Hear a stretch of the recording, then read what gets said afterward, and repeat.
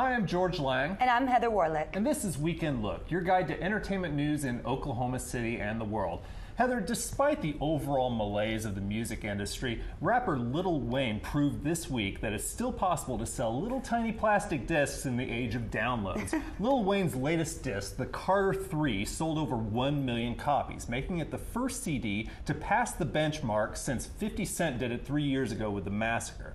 Last year, Kanye West came close with Graduation, and the Carter 3 had similarly loud buzz surrounding it. So there are two lessons here. If you want to sell copies, start generating buzz about 6 months before it comes out, and finally, make music that people might actually want to pay for. Now, speaking of paying, the Screen Actors Guild is looking for some more cash, right, Heather? Yes. Well, George, we're all still recovering from the recent television writers' strike that ended in February and seriously jacked up TV for months after its end. And Reuters is now reporting that U.S. television networks are bracing for a possible actors' strike that could delay the upcoming fall television season. Apparently, the highest paid set of Americans there is wants more. The 3-year labor pact covering film and primetime TV work for the Screen Actors Guild members will expire in 2 weeks, and contract talks between the Guild and major film and TV studios is growing increasingly tense, with no sign that settlement is near. SAG leaders suggest that a deal is unlikely to be reached by the June 30th deadline, and that they're considering whether to seek permission for a strike. Well, hopefully that won't affect the return of one of our favorite sitcom stars to television.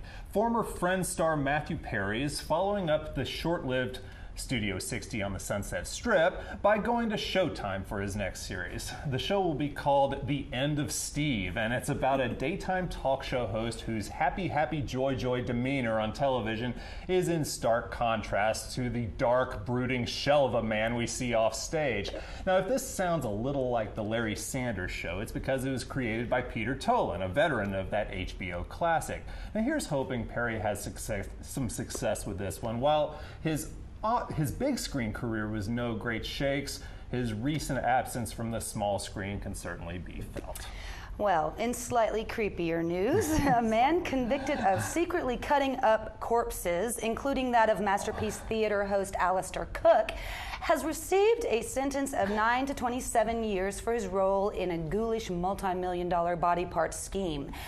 Christopher Alderossi was found guilty in April on a total of 20 counts, including enterprise corruption, grand larceny, and reckless endangerment.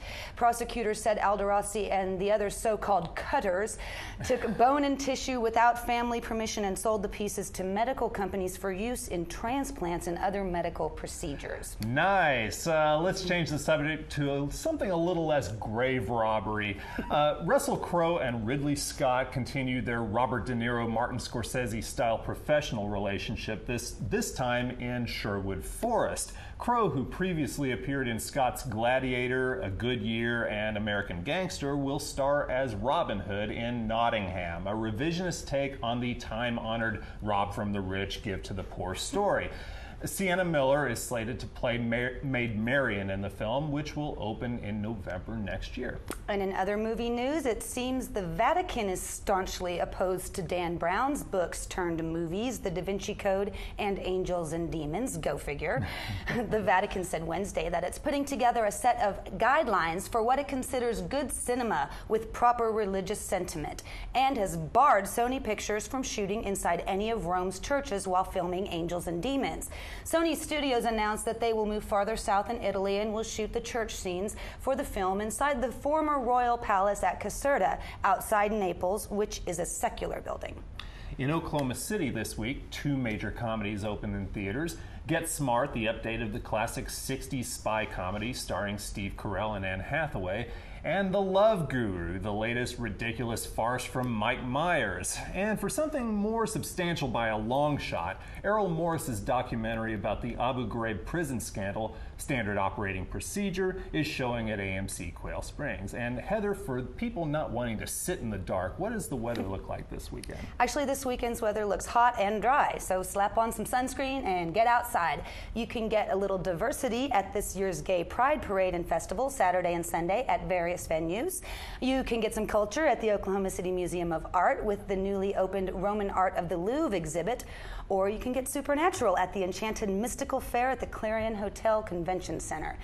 That's all we have for this week. So for more about movies, music, and everything else that's entertaining, check out the Weekend Look section of The Oklahoman, the A&E section of NewsOK.com, and the latest issue of Look at OKC. For Weekend Look, I'm Heather Warlick. And I'm George Lang. See you next time.